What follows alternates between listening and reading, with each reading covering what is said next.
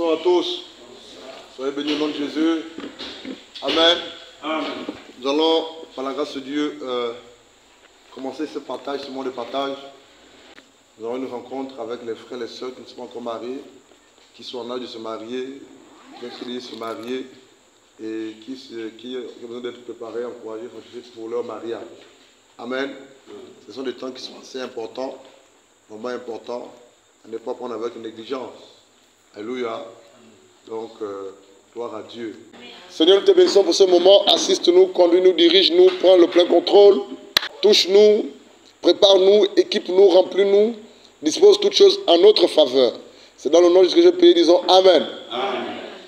Quelqu'un a-t-il une question avant de commencer avec le partage du jour?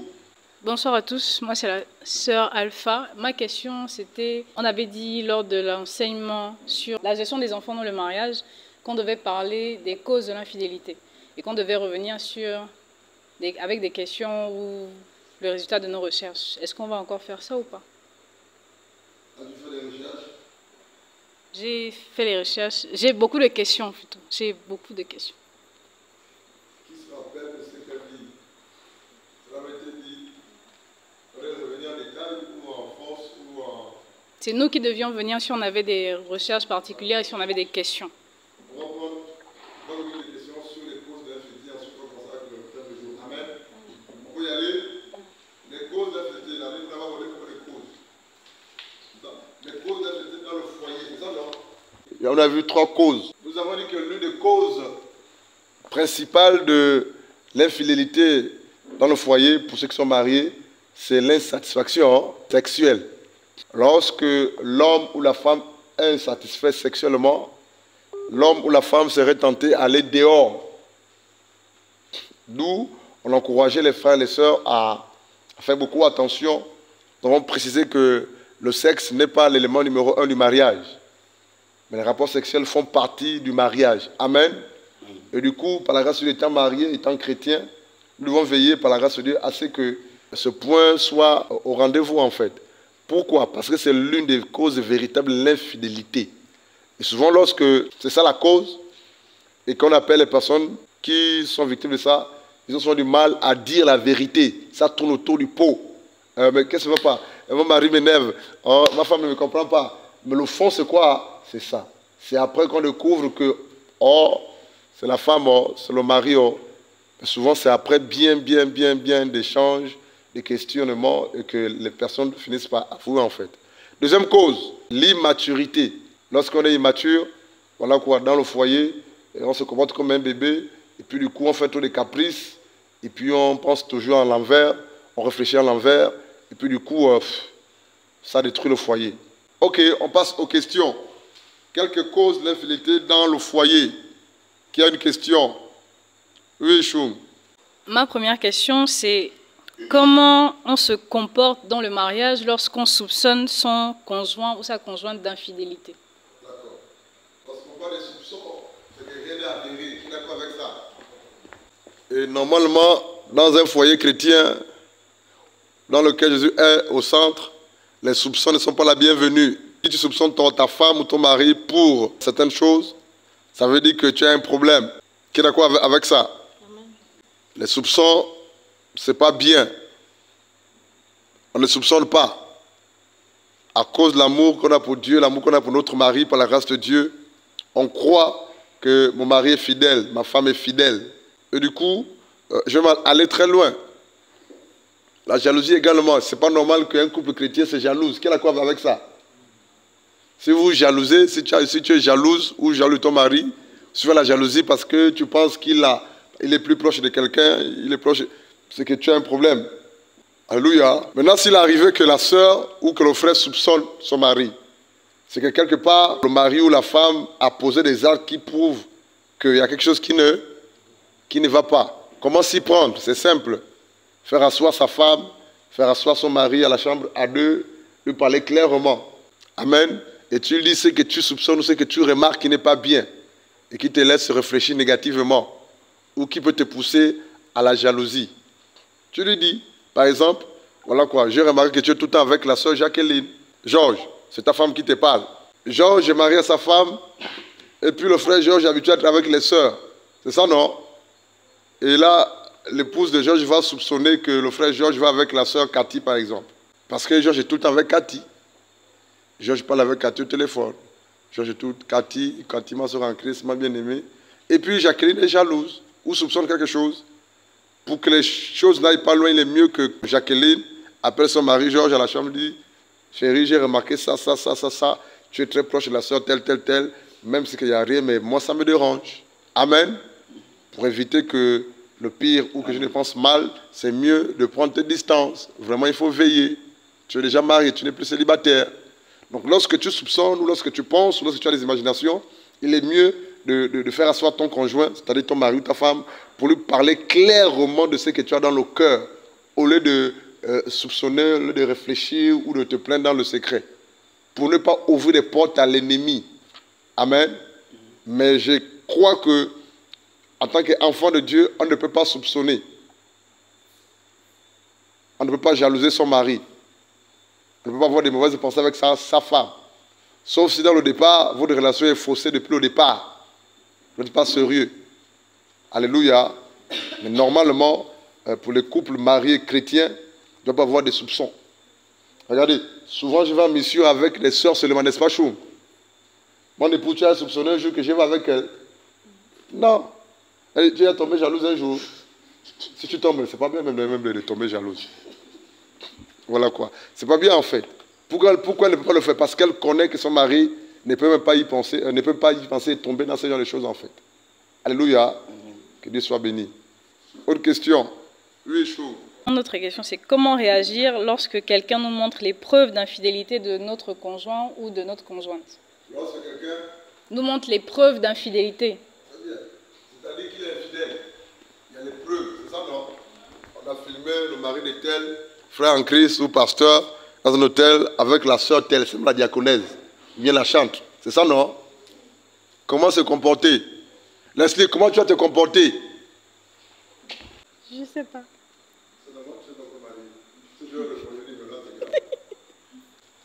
Si c'est pour mon cas, ça ne va jamais arriver, je ne vais pas répondre. Amen. Maintenant, pour vous ou pour les autres, en cas d'eux, c'est toi qui sauras comment tu vas te comporter. Les uns qui sont matures et spirituels vont pardonner. Parce que la Bible demande de pardonner. Même si que le cœur là-bas est... Même si que tu t'imagines comment est-ce qu'il faisait avec toi, lit et tout ça là, tu dois te maîtriser. Et c'est ça en fait qui fait plus mal. C'est-à-dire que mon homme, mon mari, mon époux, mon épouse, est allé avec un autre. Tu t'imagines de la scène en fait, vrai ou faux? C'est ça qui fait très mal. Et du coup, si tu es mature, tu iras vers ton mari, vers ta femme, et tu demandes pourquoi il a fait, ou pourquoi elle a fait. Où est-ce que j'ai raté ou manqué en fait? Il ne va te dire rien de concret. Il va juste te dire que c'est le diable qui m'a eu. Et c'est la vérité, hein. J'ai manqué de maîtrise. Et puis il va te demander pardon. Elle va te demander pardon. C'est à toi, par la grâce de Dieu, de pardonner. La seule chose, s'il arrivait que cela vous arrive, je prie que ça ne vous arrive jamais au nom de Jésus. C'est de pardonner. Parce que si vous divorcez, le diable aurait eu raison, vrai ou faux? Si vous divorcez, Dieu aurait mal fait de vous marier. Si vous divorcez, vous serez la risée du diable, des démons et des frères et des sœurs du monde entier. On va encore dire, on savait que leur mariage n'est pas allé jusqu'au bout, vrai ou faux? Donc, première chose, priez pour que ça n'arrive jamais. Deuxième chose, s'il arrive que cela arrive, pardonnez. À cause de Jésus. Et supportez. N'ayez pas honte. Amen. Voilà. Troisième chose, par la grâce de Dieu, pensez, et c'est la troisième chose, c'est la plus importante, par la grâce de Dieu, sachez toujours que c'est l'homme ou que c'est la femme que vous avez décidé d'épouser, que vous avez toujours aimé. Vous savez, les jeunes de maintenant ou les jeunes couples de maintenant, c'est que quand il y a une petite difficulté, la première chose qu'ils pensent, c'est quoi? C'est le divorce. Je vais chez les parents, je vais pas chez papa. Donc quand tu te maries, c'est pour que tu ailles chez papa après. Quand après, vous restez, vous gérez ça à deux. Vous priez, vous jeûnez.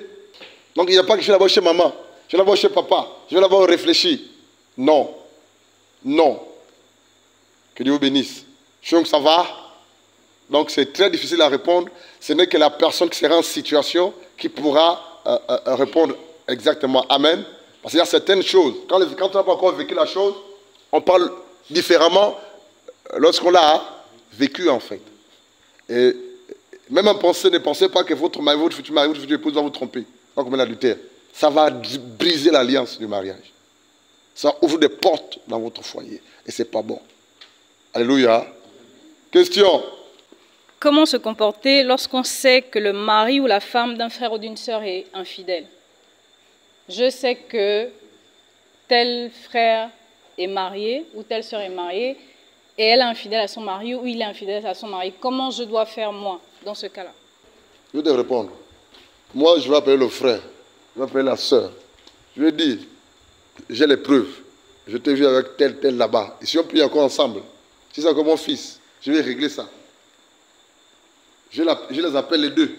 Je dis, tu as trompé ta femme. Voilà. Qui dit qui est? Vous savez, oh, vous vous amusez. Hein. Frère Francis, je suis capable de faire ça. Il sait de quoi je parle. Il ne sait pas qu'il était infidèle, mais il sait comment je tranche les choses de mariés, de couples. Il sait.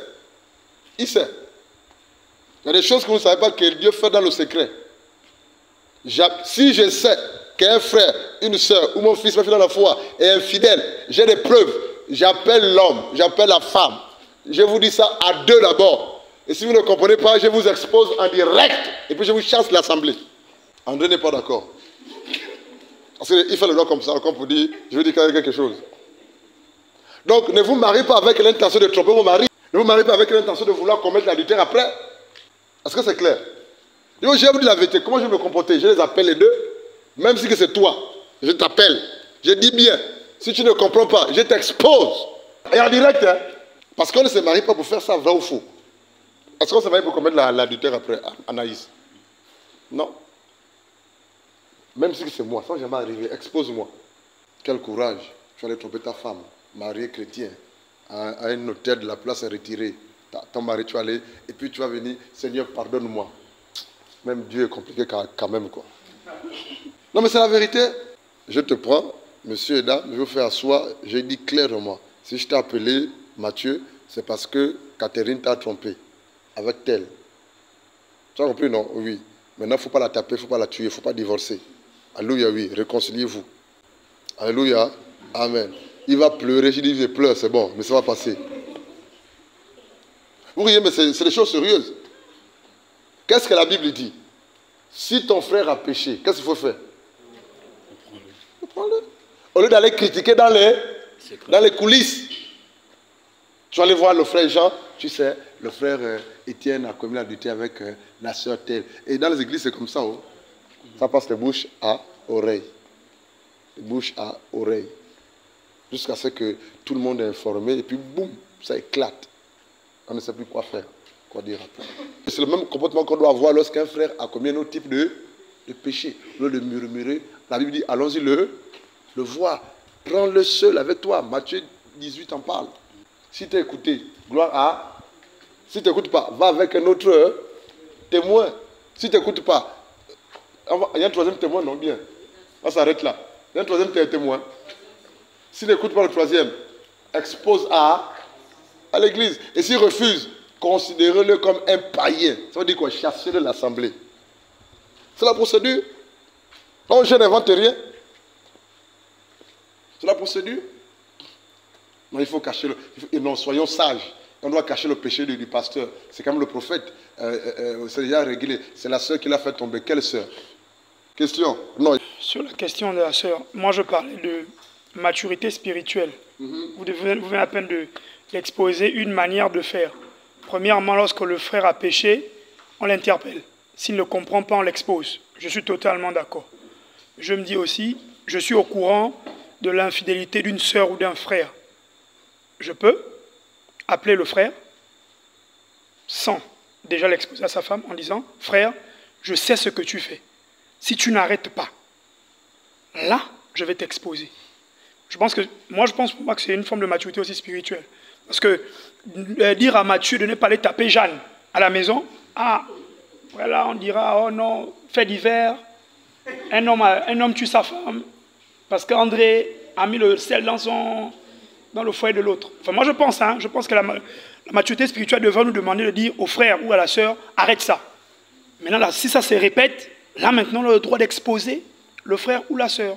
Et au frère aussi, le Seigneur va aussi aider le frère de comprendre que, le frère André m'a déjà vu, il n'est pas allé me trahir. Donc, ça veut dire qu'il m'a laissé une chance de me rattraper. Maintenant, si le frère est têtu, là, c'est normal qu'on expose le frère. Mais prendre le frère et la sœur directement, dire... Bon. Alléluia. Je comprends son raisonnement. Mais ce qu'il faut comprendre, c'est que lorsqu'on parle de péché de l'infidélité sexuelle, ou de l'adultère, je veux dire, il n'est pas comparé avec le péché de la fornication. C'est un péché assez grave, sur le plan spirituel, en termes d'impact spirituel. Vous savez, lorsqu'on regarde une assemblée, une église, la première personne que Dieu voit, c'est les couples, c'est les maris. Qui sait pourquoi? Choum, pourquoi? Le mariage, l'église en fait. Donc, ils sont lourdement responsables aux yeux de Dieu. Et du coup, je ne les traite pas comme toi qui n'es pas encore marié en fait. Ce n'est pas une affaire de copinage. Ce n'est pas une affaire de sentiments. Je ferai ce que j'ai dit. Ça, je vous le dis maintenant en fait. Parce que lorsqu'il y a adultère, l'alliance du mariage est fracassée. Quand il y a adultère, l'assemblée dans laquelle il prie est exposée, l'ennemi est rentré. 3, quand il y a adultère, celui qui a commis l'adultère là, il aura du mal à revenir si ce n'est pas tranché aussitôt, directement et radicalement. Le diable ne va pas le lâcher facilement. Voilà pourquoi la Bible dit dans le proverbe là-bas que celui qui commet l'adultère, l'opprobre ne le lâchera pas, ne le quittera pas. Donc du coup, ce n'est pas quelque chose avec laquelle on doit s'amuser, le péché de l'adultère. C'est grave. Non seulement tu brises l'alliance du mariage, tu brises ton alliance avec Dieu, tu t'exposes, tu ouvres les portes à ton foyer, à ta famille, et tu fais entrer le démon d'adultère dans ta famille, dans tes enfants. Donc moi je passe à la mesure supérieure pour endiguer, bloquer le diable. Et je ferai ça. Je vous appelle tous les deux. Parce que dans tous les cas, je dirai toujours que tu dois dire ça à ta femme. Toutes les personnes avec qui je me suis entretenu, qui ont commis l'adultère, je leur ai toujours dit, va dire ça à ta femme. J'ai reçu un ici, il a avoué lui-même au bureau. Et je lui ai dit, il ne peut pas avec nous pour la précision, on a commencé à réfléchir. Et je lui ai dit, il m'a dit, pasteur, si je vais dire ça à ma femme, elle va se fâcher, elle va demander le divorce. Je lui ai dit, ta femme prie, non, oui. Va dire ça à ta femme, avant tu pries. Une semaine après, elle a dit à sa femme, elle est restée à pleurer, après tout est rentré dans l'ordre. La confiance s'est installée. Et lui, il a arrêté ça, en fait. Donc, moi, je ne réponds pas avec question selon la chair ou selon le monde, selon le quartier, en fait. Moi, j'ai un problème. C'est quoi mon problème? Endiguer le diable. Et empêcher au péché de détruire nos vies, en fait. Alléluia. Moi, j'appelle le frère. Je lui parle. Et puis, je lui dis, si voici ça, mais il faut que tu dises ça à ta femme. On le dise ensemble. Et puis, je le reçois, je leur dis ça. Il demande pardon, il règle ça là. S'il ne le fait pas, s'il continue à raisonner, on le chasse l'assemblée. Parce que sur le plan spirituel, j'insiste, les mariés, c'est-à-dire le couple là, nous là, mariés là, Dieu nous regarde de manière pointue. L'église, c'est l'épouse de Christ. Elle, c'est mon épouse, je suis son épouse, l'image de Christ et l'épouse en fait. Alléluia, on ne joue pas avec le mariage en fait. Et quand on est chrétien, marié dans une assemblée, c'est une lourde responsabilité. Que Dieu vous bénisse. Amen. Autre question. Comment conseiller et suivre un couple dont l'un des deux conjoints a été infidèle? Il faut d'abord que le couple ou le conjoint infidèle reconnaisse qu'il a mal agi, qu'il a commis un péché grave, gravissime. Et c'est la vérité. Ne vous amusez pas avec le péché de l'adultère. Tous les péchés conduisent en enfer. Tous les péchés conduisent en enfer. Mais il y a certains péchés, écoutez bien, sur le plan spirituel, qui ont plus de poids, plus d'impact que les autres. Tel que le péché de l'adultère, tel que le péché de l'homosexualité, tel que le péché de la sodomisation. C'est un péché, mais sur le plan spirituel, ça pèse plus que les autres. Et comment les suivre? Il faut qu'au préalable, le couple ou le conjoint qui a commis l'adultère reconnaisse qu'il a péché, qu'il veut véritablement que les choses rentrent dans l'ordre. La Bible dit quoi? Dans Proverbe 28, 14. Allons-y. Proverbe 28, 14. C'est un passage que l'on connaît tous. Proverbe 28, 13 à 14. Celui qui cache ses transgressions ne prospère point, mais celui qui les avoue et les délaisse obtient miséricorde. 14. Heureux l'homme qui est continuellement dans la crainte, mais celui qui endurcit son cœur tombe dans le malheur. Celui qui cache ses péchés ne sera pas sauvé.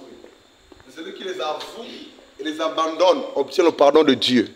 14. Heureux l'homme, après avoir avoué, abandonné son péché, heureux l'homme qui est continuellement dans la crainte de Dieu, en fait. Il faudrait qu'on puisse voir ça dans la vie de ce frère, de cette sœur qui a commis l'adultère.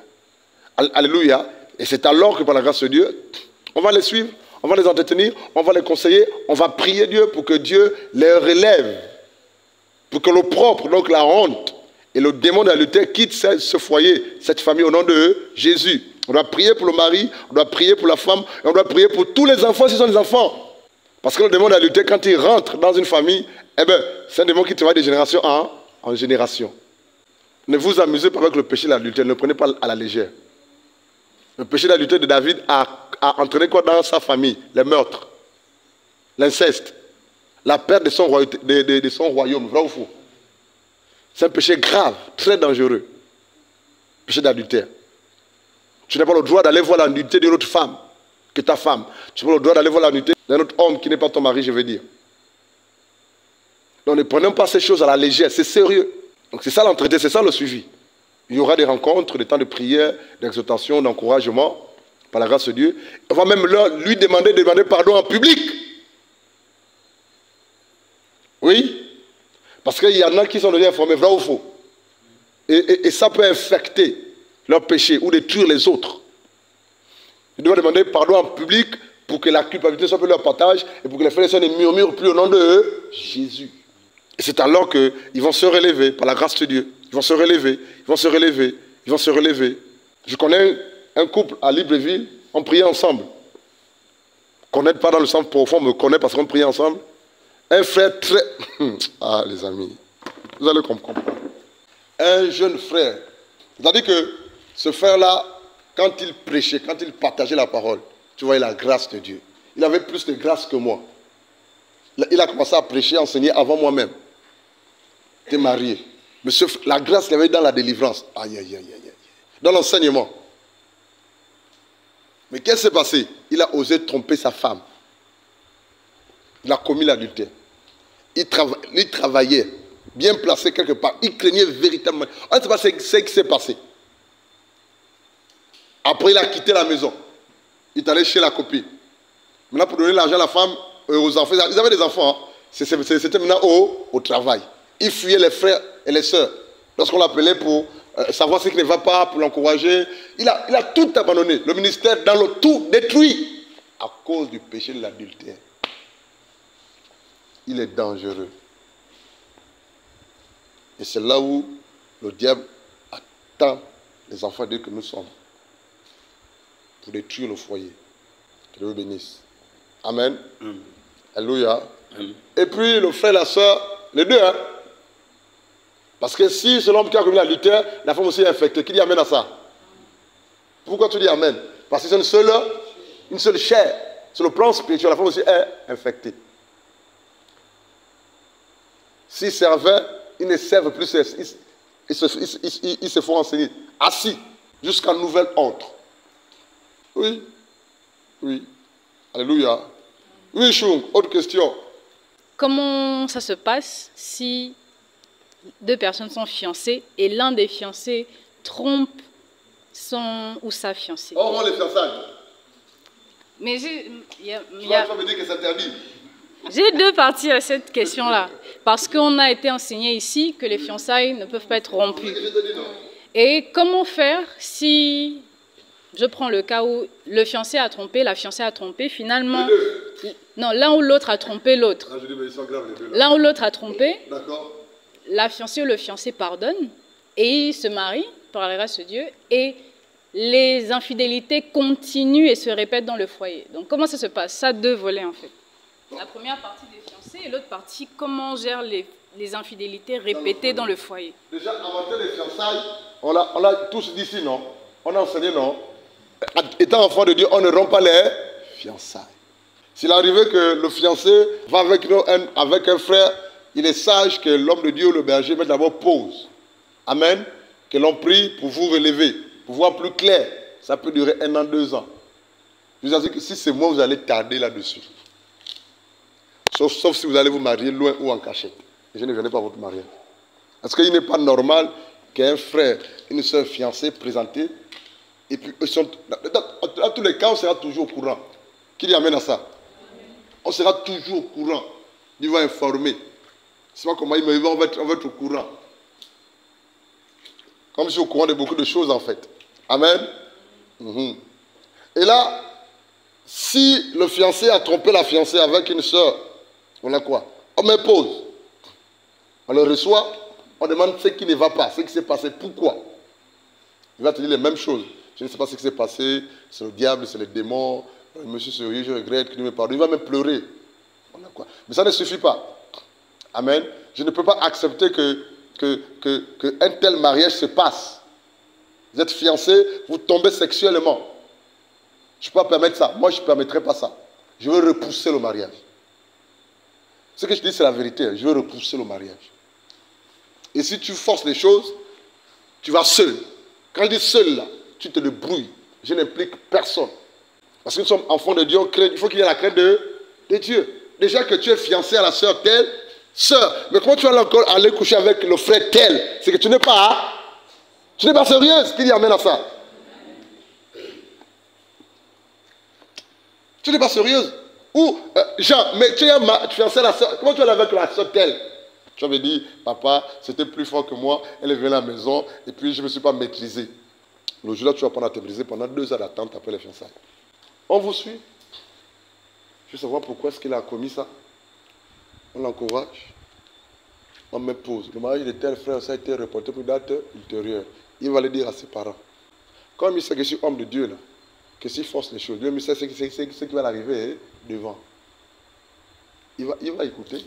Pendant ce temps, on fait quoi? On essaie de comprendre pourquoi est-ce que la soeur a commis ça, pourquoi est-ce que le frère a commis ça. On essaie de prier, supplier la grâce de Dieu pour que les choses rentrent dans l'ordre.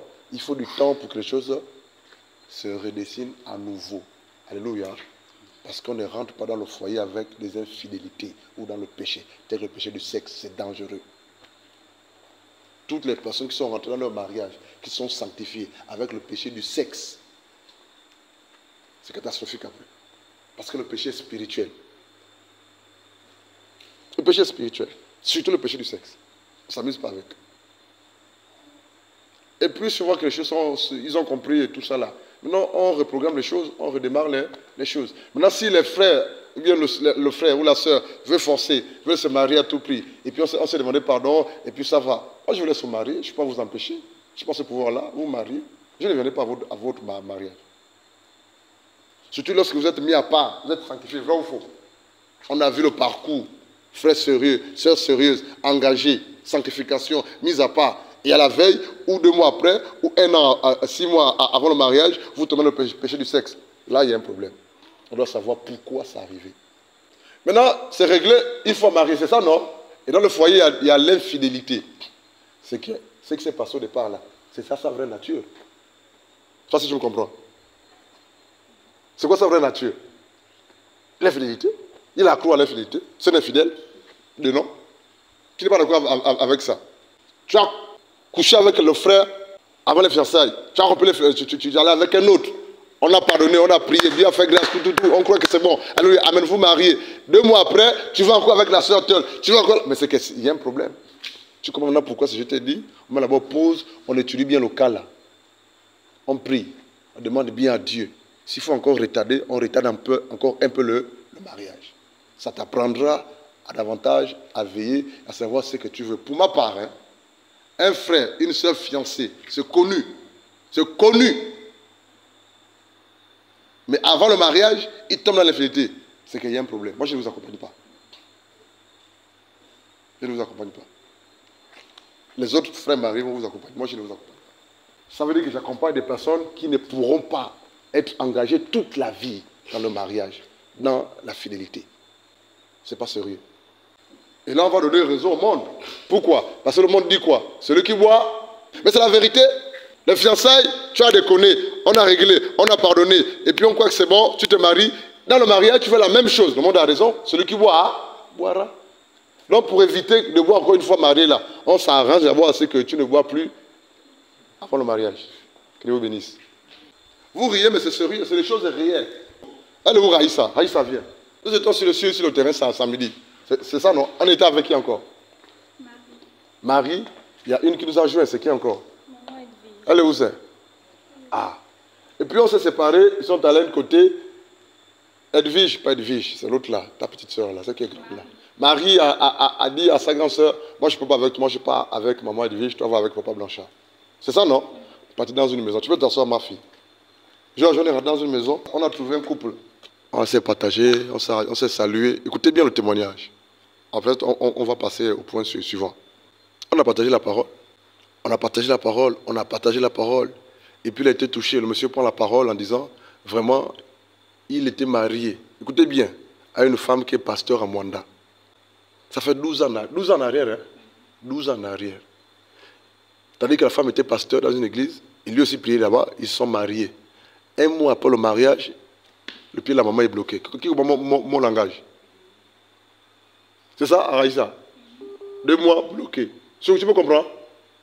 Elle a bien bloqué. Quand elle doit la nuit, elle porte les pantalons, elle se double bien. Qui sourit?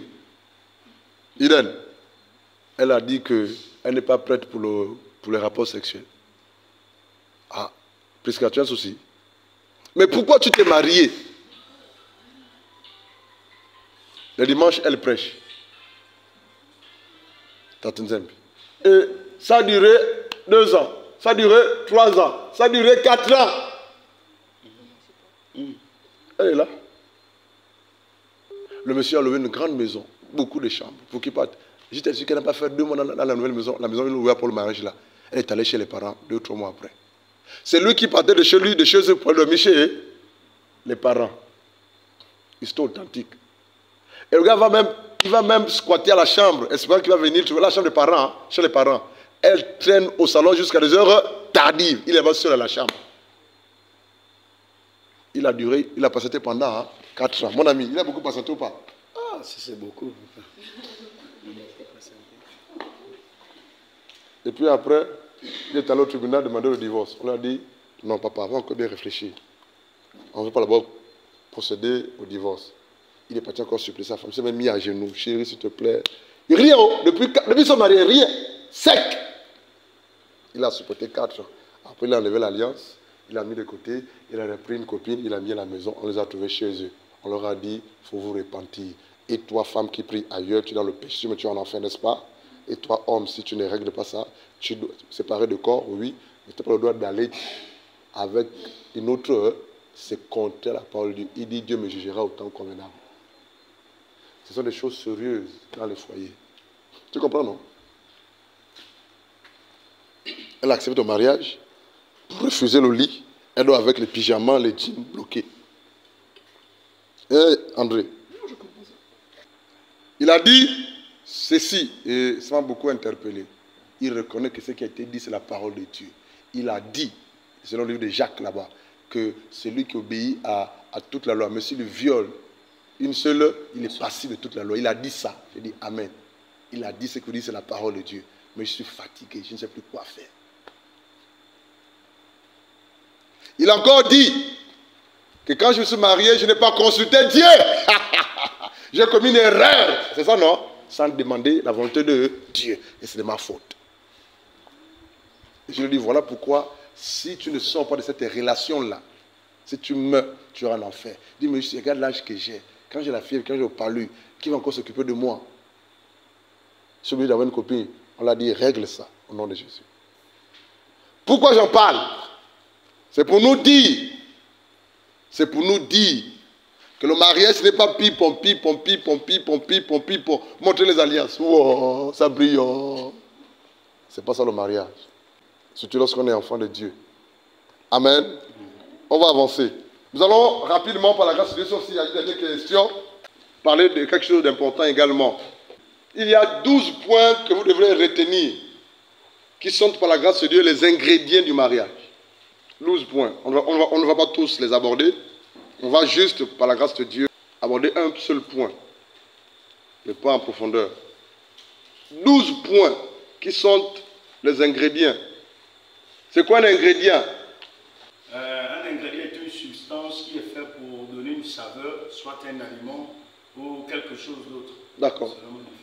Quelqu'un d'autre? En fait, un ingrédient, c'est quelque chose qu'on ajoute pour donner du sens, en fait. Là, dans ce cas, par exemple, on parle d'ingrédients du mariage, c'est quelque chose, ce sont des éléments qu'on ajoute qui font en sorte que le mariage ait un sens. Amen. Et quand il s'agit de la nourriture? Ce sont des éléments qu'on met, comme je disais, pour ajouter du goût à la nourriture. La saveur. Une saveur, oui. D'accord. Vous savez, la réussite d'un couple, c'est comme réussir une recette de cuisine.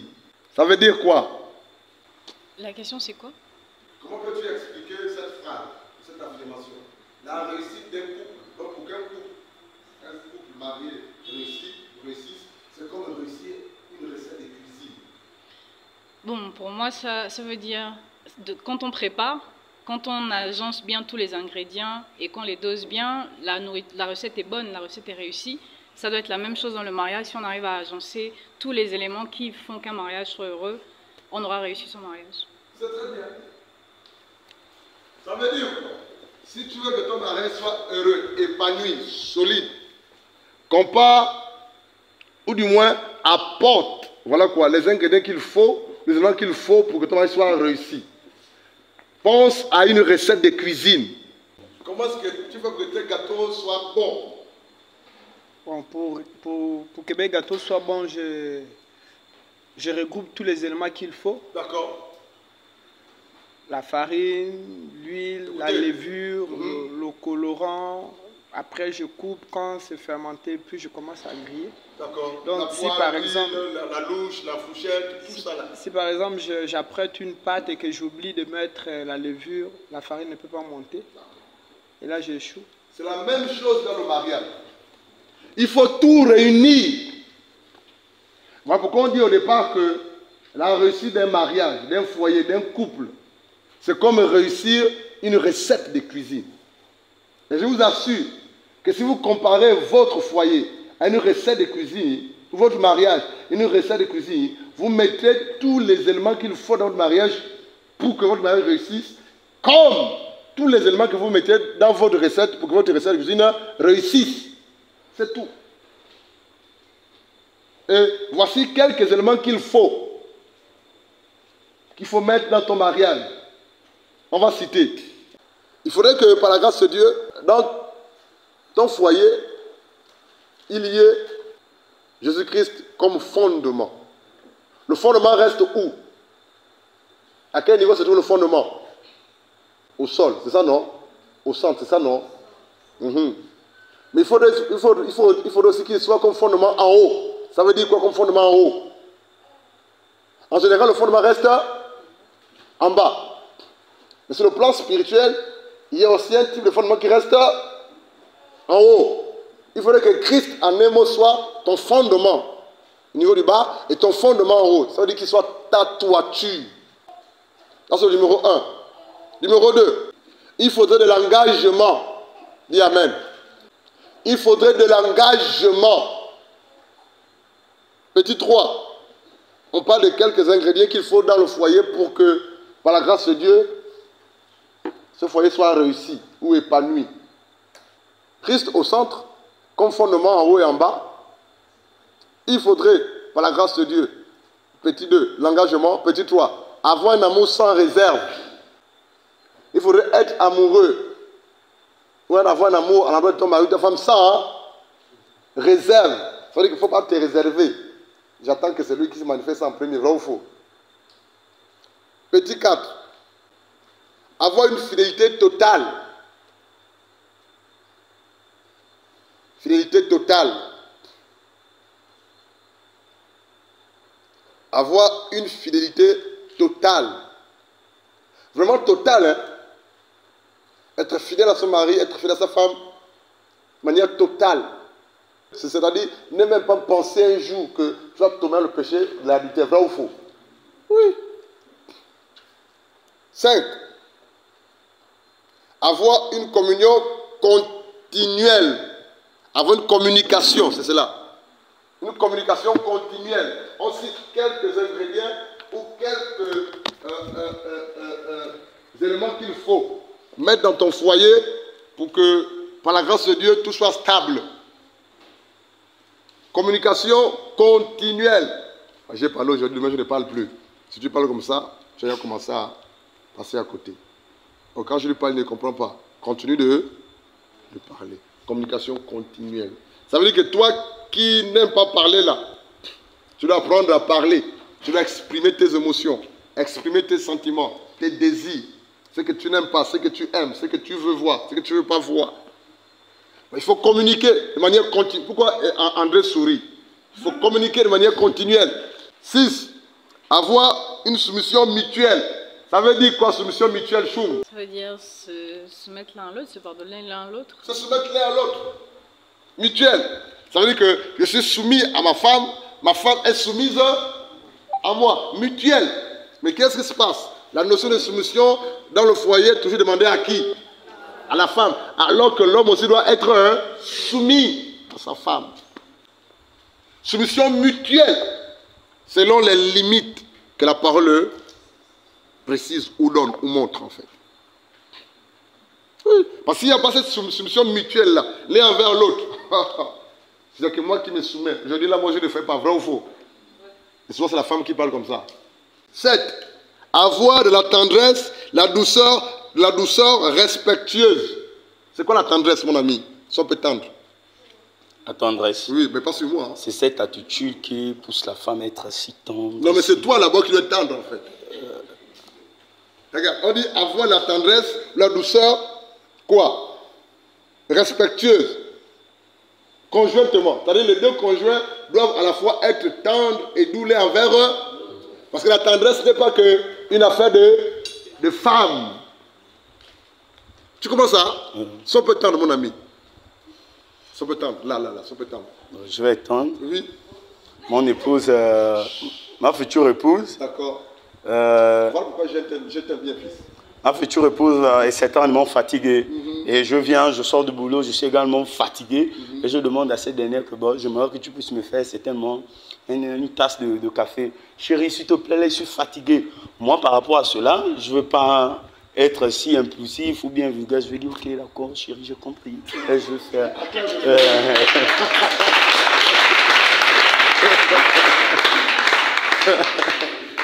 Je vais te tendre là.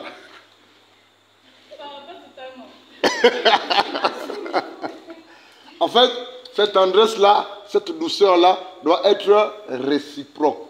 Il n'y a pas que la femme qui doit être tendre envers son mari, Georges. Amen. Parce que quand nous sommes au restaurant pour manger, la façon dont Georges répond à sa soeur, c'est chaud, hein? Hein, Mavungu? Tu te rappelles, non? Diawa, tu te rappelles, non?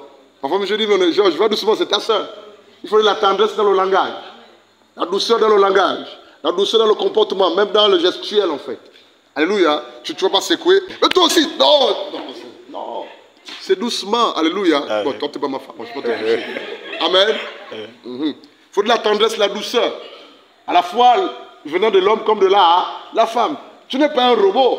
Voilà quoi. Et puis, tu es tout le temps dur, tu es tout. Non, mon ami. Sois tendre, sois doux. Et André? Amen. Je dis, sois loué. Alléluia. Après de ces 12 points, on va prendre un point qu'on va voir ce soir. Amen. Qui est d'accord? Amen. Ok. 8. Définir clairement les rôles des conjoints. Parce que lorsque les rôles des conjoints ne sont pas définis ou connus clairement, il y aura de l'amalgame. Vrai ou faux? Quel est le rôle de l'homme? Quel est, en plus des rôles que l'on connaît tous selon la parole de Dieu, mais dans votre foyer, quelles sont les tâches de l'homme? Chaque soir, mon épouse va vider la poubelle. Je ne bouge pas. Je vais vider. De temps en temps, elle m'aide. Parfois, tu es allongé, tu es fatigué, tu as peur de manger. Chérie, il faut mettre l'eau dans le filtre. Ah, Seigneur. Je vais mettre l'eau dans le filtre. Alléluia. Chérie, les portes sont... Est-ce que tu as vérifié si les portes sont bouclées? Peut-être la bouclée, mais elle va encore vérifier encore. Peut-être la bouclée, hein? Parce qu'elle sait que c'est l'homme qui doit vérifier si les portes et les fenêtres sont fermées. Ce n'est pas la femme de fer. Amen. Amen. Il faudrait redéfinir les rôles, les tâches. Hein, ou non? Quel est le rôle de la femme? Quelle est la tâche de la femme? En plus, ce qu'elle doit faire. Chez nous, chez moi par exemple, c'est mon épouse qui suit les enfants. Quand elle est fatiguée, parce qu'elle le fait bien. Elle est plus intelligente que moi. Elle est intelligente, je vous assure. Voilà quoi. Et puis elle le fait bien. Mais si moi je prends un enfant là, je pense, mais toi aussi depuis là tu ne comprends pas.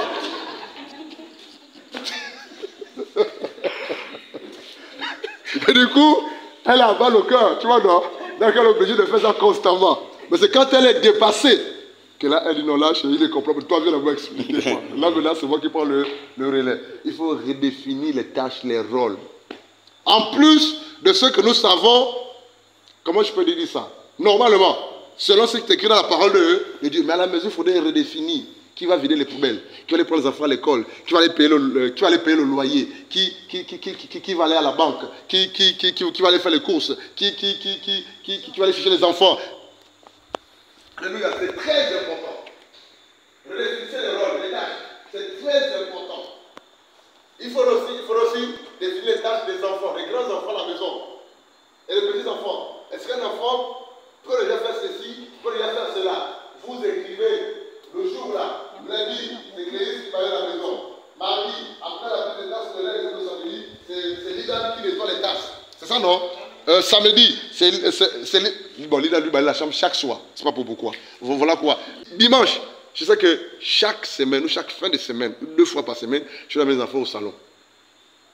C'est moi qui coupe les ongles de tous les enfants à la maison. Ça, c'est ma tâche, l'une de mes tâches.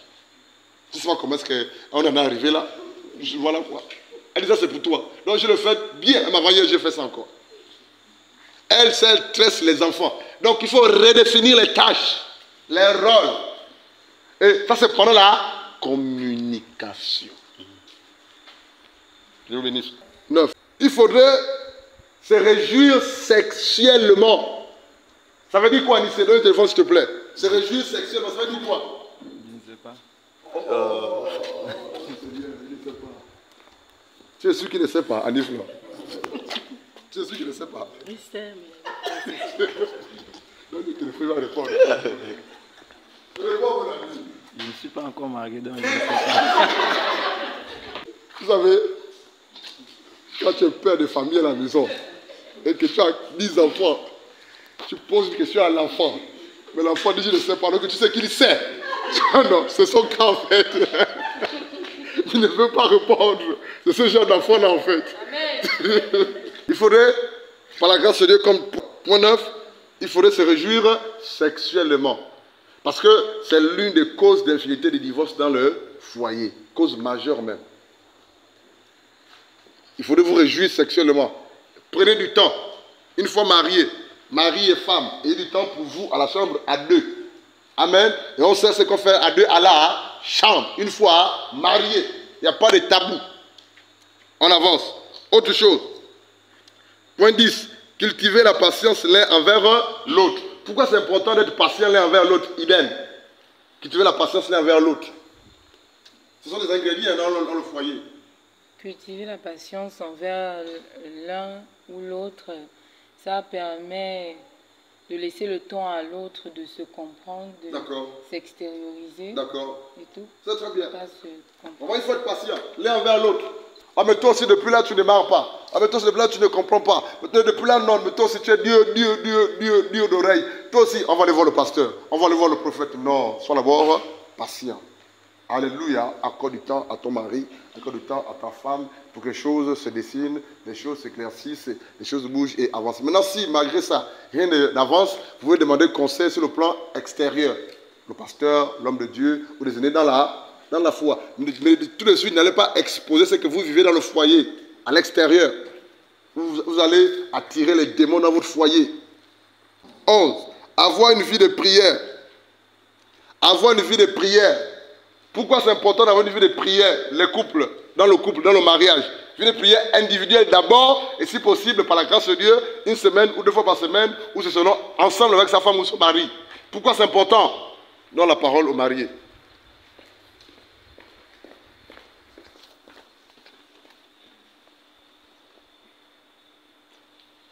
C'est un peu compris. L'autre fois, la femme. Bien compris la question. Qui a compris la question? Avoir une vie de prière individuelle d'abord et ensuite en couple. Pourquoi c'est important d'avoir des vies de prière individuelles et ensuite de temps en temps ensemble?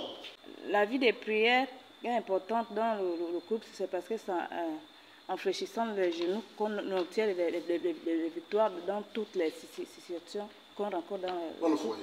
C'est tout. Prie de ton côté seul. De temps en temps, prie avec ta femme ou ton mari. Tu t'es rentré au bureau, non? Oui. Tu as vu quoi?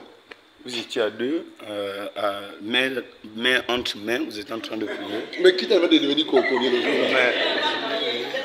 Il n'a pas connu, il a seulement ouvert la porte comme ça là. Mais comment est-ce qu'on a su que c'était toi? Ah, mais moi ça m'étonne là. J'ai fait à la porte, mon épouse a fait face à moi, on s'est assis pour préparer l'enseignement, on a prié au nom de eux. Quelqu'un, et puis rentre. Et ça c'est Jean. Jean. Oui, papa. Ça t'a fait quoi dans le cœur quand tu as vu ça? Ça m'a enseigné, papa. D'accord. J'ai puisé un enseignement par rapport à ça. Et c'est important. Ce n'est pas forcément tous les jours, mais c'est important de temps en temps le couple de prier surtout à genoux, main dans la main. C'est important.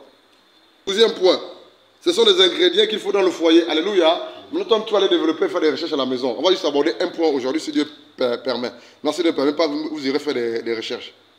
Mettre la parole de Dieu au centre de tout dans le foyer. Pourquoi ça, c'est en 12? Pourquoi c'est au 12e point? Pourquoi c'est au 12e point? Oui, mais la parole de Dieu au centre du foyer. 2 Timothée 3,16 nous en parle et nous dit que toute écriture inspirée de Dieu suffit pour nous instruire, pour nous édifier, nous conduire selon les bonnes voies. Donc, je crois qu'en tant qu'enfant de Dieu, nous devons mettre la parole de Dieu au centre de tout ce que nous faisons, selon Colossiens 1,16 aussi. Si tu, en tant qu'homme et femme mariés. Un jour, ça remonte à 2 ans en arrière, je crois. On priait pour quelqu'un et un petit démon disait ceci, genre, écoute bien. Quand on vient pouvoir t'attaquer ou te détruire, autour de toi il y a du feu. Autour de toi il y a de l'eau. Quand on vient, on se noie. C'est des mots qui parlent. Hein? Je t'appelle dans ma vongo. Et puis il va plus loin. Il dit même lorsque tu veux toucher tes enfants, tous tes enfants, il y a le feu. C'est pour dire quoi? C'est pour dire que quand le diable ne nous a pas empêché de se marier, une fois marié, il va tout faire pour nous pousser au divorce.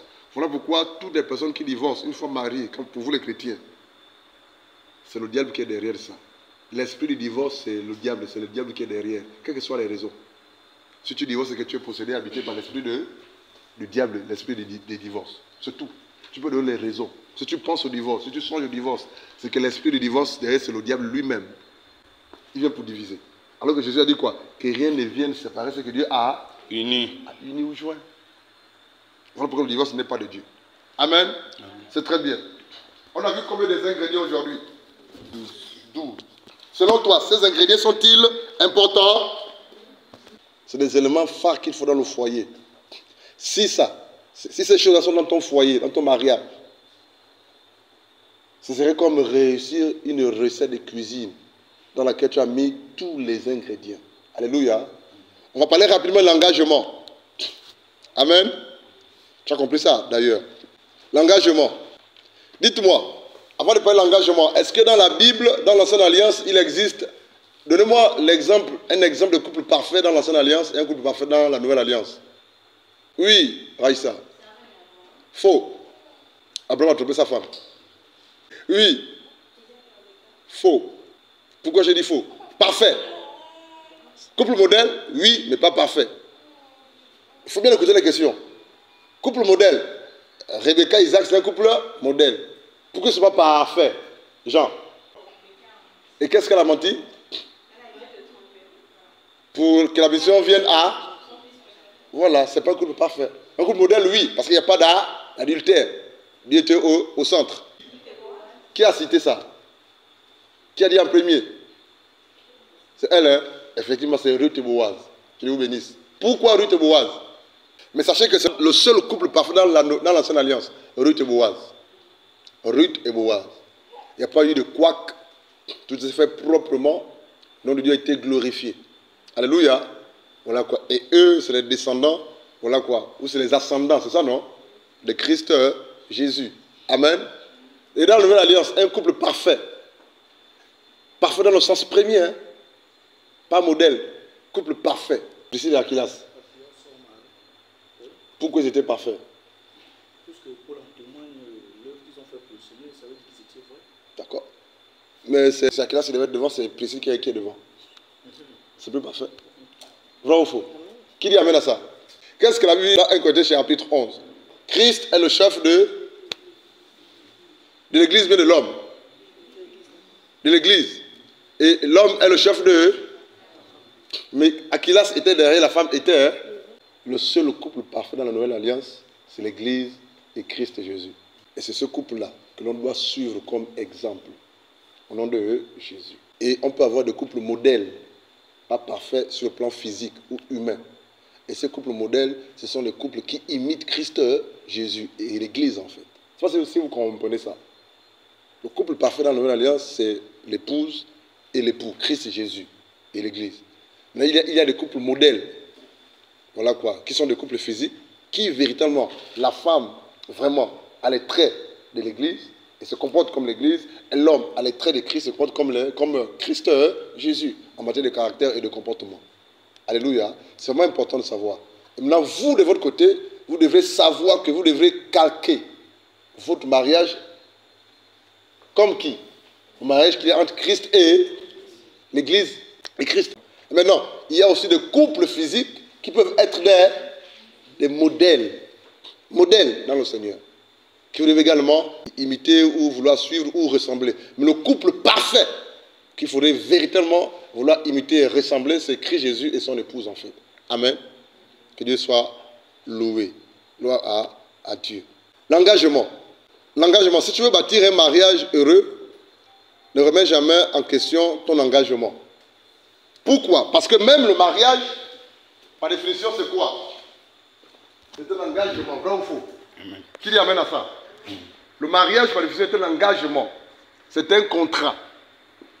C'est un contrat, c'est un engagement. Dites-moi, Choum, à quel moment une entreprise ou un travailleur engagé une entreprise? Lorsqu'il signe le contrat. Quand l'employé signe le contrat de travail, il est engagé.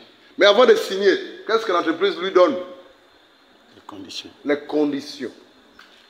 Vrai ou faux? Et il fait quoi? Il lit avant de... Et c'est après avoir lu, et avant il met lu et a... Et il signe en fait. Ça veut dire quoi? Il est engagé à aller jusqu'au bout. Les principes, le fonctionnement et tout ce qui va avec le contrat, il doit mettre ça en pratique. C'est la même chose que le mariage. Le mariage est un engagement. Qui dit engagement dit quoi? André, qui dit engagement dit quoi? Engagement dit respect des conditions d'engagement. C'est très bien, continue. Dit aussi jouer sa partition dans cet engagement. Amen. Parce que généralement, quand on dit engagement, ça implique au moins deux entités. On parle d'engagement. Dans le cas du mariage, il s'agit de deux personnes, un homme et une femme, voilà, donc, qui ont mûrement réfléchi, qui ont vu le contour de la chose, qui se sont décidés, c'est ça non? De vivre en total harmonie. D'accord. Quel que soit ce qui arrivera après le mariage. C'est ça l'engagement. Et c'est un engagement qu'on ne doit pas prendre à la légère. Et c'est un engagement qui doit aller jusqu'à la mort. Ça veut dire quoi? Que tu sentes ta femme bien, qu'elle ne sente pas bien. C'est ta femme. Alléluia. Amen. C'est important de le dire. C'est un engagement déterminé. À la moindre frustration, à la moindre épreuve, on va demander rupture, on va demander divorce. Vrai ou faux? C'est un engagement déterminé. Au moindre souci, problème, moindre problème, épreuve, difficulté. Qu'est-ce qui va se passer? Idem. Je suis fatigué, j'arrête. Vrai ou faux? Divorce. Sans engagement déterminé, à la moindre frustration, ton mari t'a frustré un peu, t'a manqué de respect, il t'a mal répondu, il a mal parlé sur ta famille, il a fait un reproche compliqué. bon, tu m'énerves, je vais m'arrêter là. Il va demander le divorce. Mais lorsqu'on est engagé, et on sait pourquoi est-ce qu'on s'est engagé, quel que soit ce qui arrivera, on ira jusqu'au bout.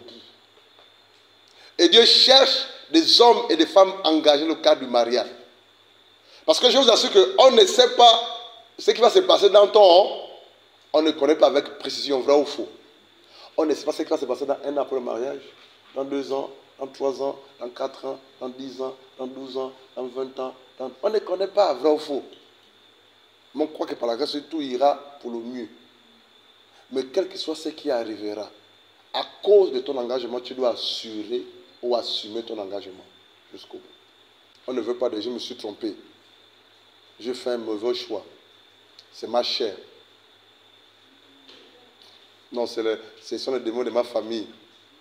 Non, frère. Un mariage ne peut pas subsister sans engagement. Qui comprend ça? Subsister veut dire quoi, André?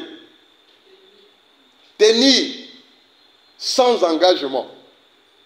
Parce qu'il y aura toujours des choses dans le foyer qui vont t'énerver, te pousser à divorcer ou à repartir chez tes parents. Chimène, donne-moi un exemple de choses. Manque de confiance. Ou le mépris. Le mari méprise son homme et les femmes n'aiment pas lorsqu'elles sont méprisées. Vrai ou faux? Est-ce que c'est pour autant que c'est parce que ton mari te méprise que tu vas rompre l'engagement du mariage, le contrat du mariage? Sans engagement, un mari ne peut pas résister, tenir entre deux personnes. Je vais te choquer. Ce n'est même pas l'amour qui maintient l'engagement, qui lui amène à ça. Amen. C'est pas l'amour. Oh. C'est pas l'amour. C'est l'engagement qui lui amène. C'est quoi, par définition, c'est quoi un engagement, mon épouse? C'est une décision prise de faire quelque chose sans condition de retour, en fait. Amen. Je vais dire ça autrement. L'engagement, c'est comme monter dans un avion, tout en sachant que ça peut cracher, tu vas mourir. Tu t'engages à monter dans un avion, vrai ou faux? Mais tu n'es pas sûr d'arriver à destination vivante. Tu es d'accord avec moi, non? Ça peut cracher. C'est ça l'engagement. Je m'engage à monter dans un avion, je vais aux États-Unis, par exemple. Et puis, si tu meurs, si ça crache, la compagnie va te dédommager. Non, tu t'es engagé, tu as pris le billet t'engage, frère. C'est ça le mariage. Je vais dire ça autrement. C'est quoi un engagement? J'explique les choses simplement pour que vous compreniez. Avec le français facile. C'est quoi un engagement? C'est comme monter dans un avion et ne pas pouvoir regarder derrière. Parce que dans l'avion, il n'y a pas de rétroviseur. Vrai ou faux? Tu as vu un avion faire marche arrière. Et pourquoi vous souriez? Parce qu'en fait, il y a des gens qui font marche arrière, mais voilà, c'est pas très commun. Les événements spéciaux qui font marche arrière. Ah, d'accord. Je souris.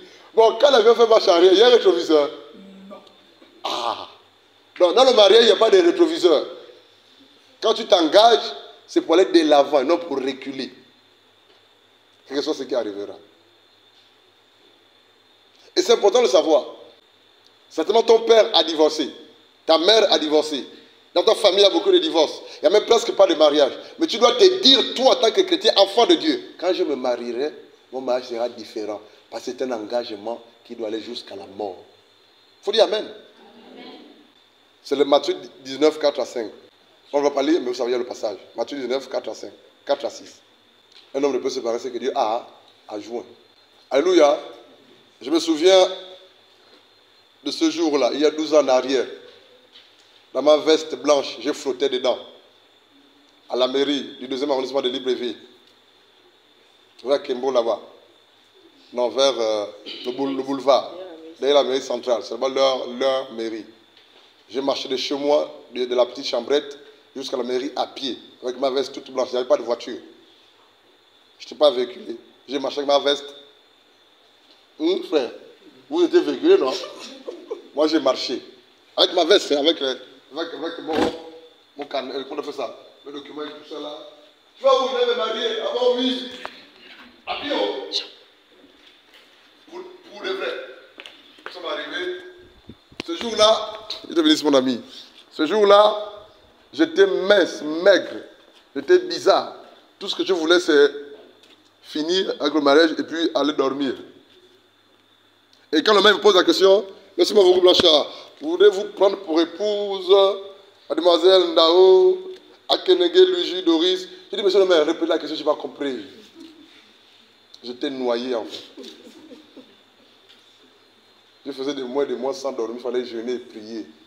C'était compliqué. Dieu a fait grâce. Ce jour-là, il y a cela de 12 ans en arrière, où nous avons célébré notre mariage. Nous avons scellé une promesse ce jour-là. Nous avons scellé une promesse ce jour-là. Devant Dieu et devant les hommes. Devant son père, devant mon père, devant sa mère, devant ma mère, devant Dieu, devant les autorités. Ce n'est pas pour divorcer après. Devant le diable même. Ce n'est pas pour divorcer après. Et ce jour-là, on s'est promis fidélité, n'est-ce pas, Mavungu? Je m'engage à t'aimer pour le meilleur et pour le pire. Ils nous ont fait répéter ça, où? Pour le meilleur et pour le pire. Dans la santé comme dans la maladie. Dans les richesses comme dans la pauvreté. On nous a fait répéter ça. Tu te rappelles? Bien. Qui s'est marié? On vous a fait répéter ça. Et souvent, tu penses, quand tu penses que c'est de la blague, alors que c'est des choses que tu vivrais dans le foyer. Je m'en garde. Dans le pire, comme dans le... Voilà quoi. Dans la maladie, à t'aimer, comme dans les beaux moments. Dans la richesse, comme dans la pauvreté. Certainement, aujourd'hui, il travaille, il est riche. Un mois après, il perd le travail. Vous allez boire le café misère. Quelle sera ton attitude? Certainement, elle est belle comme ma fille Choum. Ce n'est qu'un exemple. Et puis après le mariage, tu as dulciné, boum, accident, le visage est brûlé, cramé. Si tu l'aimais pour ton visage, pour son visage qui est joli, tu vas plus l'embrasser, tu vas la fuir. Elle va ressembler à un monstre. Tu vas faire comment?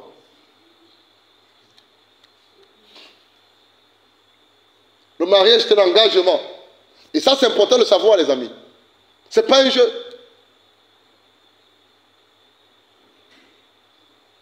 Oh, je me marie pour le sexe. J'ai trop brûlé, je vais me marier, Jean. Et puis une fois là-bas, quand tu trouves accident, on a cousu, c'est bloqué, plus de sexe avec ta femme. Tu fais comment? C'est des éventualités. Hein? On ne sait pas ce qui va se passer une fois marié, on ne connaît pas.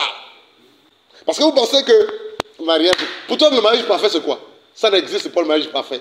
Dans ton mariage, il y aura des déboires. C'est Dieu qui va vous aider sur la base de vos engagements et la crainte de Dieu. Vous pensez que les gens qui divorcent, c'est parce qu'ils veulent divorcer. Parce qu'au départ, ils ne s'aimaient pas. Hein, Charlotte?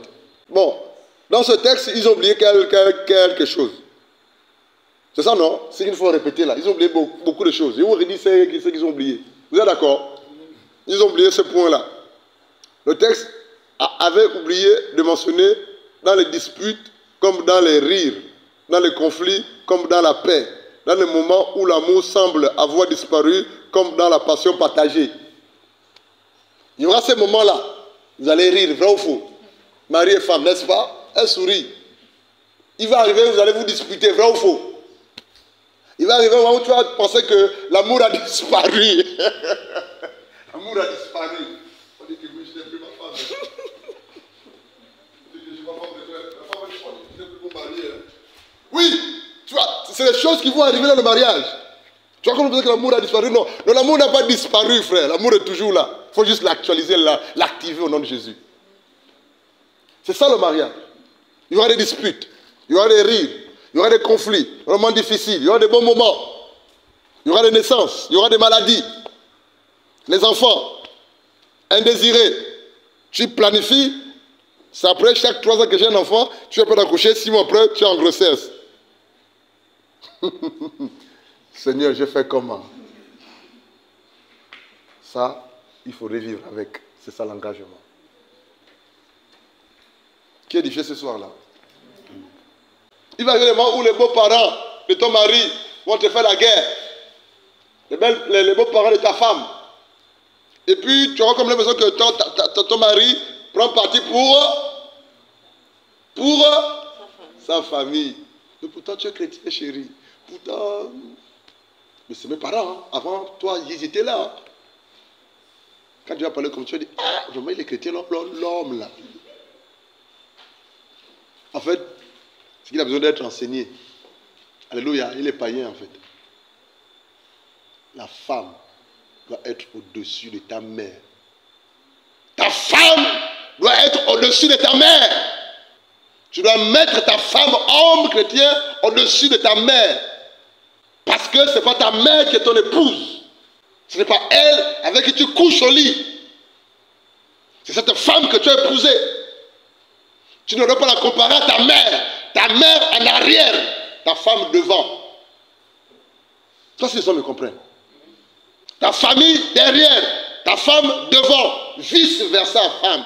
Ton père derrière, ta mère derrière, ton mari devant.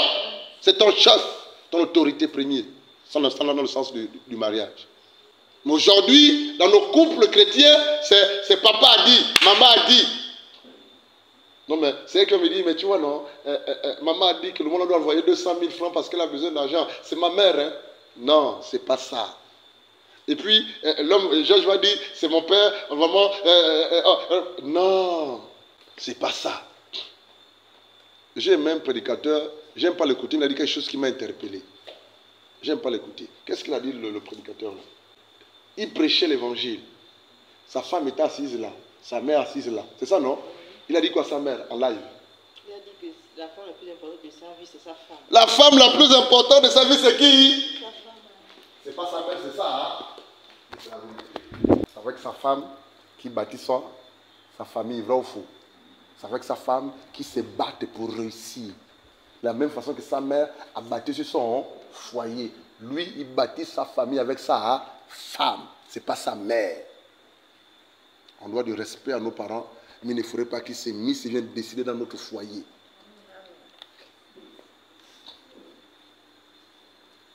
Avant même que... Là, vous êtes encore non marié, vous allez vous marier. Vous allez vous marier. La relation avec vos familles vont changer. La relation avec ton père, ta mère va changer. Parce que tu n'es plus seul, tu vis avec quelqu'un. Et ce quelqu'un-là, il y a des exigences, il y a des principes. Même pour que ta mère vienne chez toi, ce n'est pas quand elle veut comme elle veut, ou ton père. Ce n'est pas chez elle, c'est chez nous. Mais c'est maman, non? Une maman normale ne peut pas aller chez son fils qui s'est marié tous les jours, vrai ou faux? Une maman normale, son fils est marié, elle n'a pas le droit d'aller chez son fils, même rester pendant longtemps. C'est pas bon. Votre intimité va prendre un coup, vrai ou faux? Vos préférences. C'est maintenant la maman qui va dire, mais c'est elle qui va t'apprendre à éduquer ton enfant. On ne fait pas ça à l'enfant. Non, mais c'est mon enfant. Le mariage, c'est sucré. C'est une bénédiction du Seigneur. Amen. Petit 1. On a 7 choses à voir rapidement. Donc 5 points importants. On va juste les citer. Petit 1. L'engagement dans le mariage, c'est comme une signature sur un contrat. Pourquoi? Moi, j'ai les exemples pour que vous compreniez. Pourquoi Mbumba? L'engagement dans le mariage est comme une signature sur un contrat de travail. Parce que la signature, lorsqu'on te donne un contrat que tu signes dessus, tu ne peux pas revenir là-dessus. Tu t'engages, tu es engagé. Alléluia, c'est ça le mariage. Oui, je le veux. Vrai ou faux? Vous avez fait ça, non? Oui, je le veux. Montrez les alliances. Oh, ma fille, dans le foyer c'est facile, hein? Tout baigne là-bas. Ah, d'accord. J'espère que tu vas penser au divorce, non? Ah, mon fils, tout baigne dans le foyer, c'est bon. Hein? C'est chaud, les amis. Mais à cause de l'engagement, on va de l'avant. On se comprend, on se supporte. Alléluia. On se surpasse. On paie le prix. C'est ça le mariage. Deuxième chose, petit 2. Il faut un engagement basé sur plus que nos émotions et nos ressentis pour durer dans le temps en matière de mariage. Qui comprend ça? Je vais relire. Il faut un engagement basé sur plus que des émotions, plus que nos ressentis pour que ton mariage dure dans le temps et soit satisfait. Tu comprends, Chom? Explique-leur ça, s'il te plaît. Ici, ce qu'on dit, c'est que l'engagement ne doit pas être basé sur ce qu'on voit ou ce qu'on vit dans le couple en fait. Il va arriver des moments où tu auras l'impression que ton conjoint ne te regarde même pas en fait. Et là, l'ennemi va utiliser cela pour te faire croire des choses, mais qui en réalité ne sont pas vraies. Il ne faudra pas se baser sur ce que tu penses voir pour déterminer par la suite, pour dire que non, mon époux ne m'aime plus, non. Il faudra être au-dessus de ça pour que l'ennemi ne crée pas des choses en fait. Je prends l'exemple de quelqu'un qui vit avec son mari et elle se plaint constamment que son mari n'est pas tendre, que son mari n'est pas attentionné envers elle. Et elle déduit qu'il ne m'aime pas. Et par rapport à cela, ce que j'ai remarqué, c'est que beaucoup disent je vais aller souffler. Ça veut dire quoi souffler? C'est-à-dire que quitter un moment de la maison et aller ailleurs, en fait, le foyer. D'accord. Mais dans le foyer, quand on est dans le foyer, comme c'est un engagement, il n'y a plus moyen de souffler. Tu t'es engagé, que ce soit chaud ou froid, tu supplies le Seigneur et tu t'arranges à ce que les choses aillent pour l'avant. Amen. Amen. On ne doit pas être influencé par ces mouvements-là, en fait. Non, tes ressentis, tes émotions, c'est ça, non? Ne doit pas influencer ton engagement en matière de mariage. Tu t'es engagé, tu t'es engagé. Ce que tu ressens, tes émotions, tes sensations, mets ça de côté. Petit 3. On parle d'engagement dans le cas du mariage. Petit 3. Il faut de l'engagement pour donner à l'autre. Et ça c'est important, j'ai dit amen. Il faut de l'engagement pour donner à l'autre. C'est qui l'autre? Ton conjoint, ta conjointe. Il faut de l'engagement pour donner à l'autre l'amour dont il a besoin. Même lorsque nous n'avons pas envie. Je comprends ça, non? Tu as compris quoi? Il faut de l'engagement pour donner à l'autre de l'amour, même quand on n'en a pas envie. Ça veut dire quoi, Choum?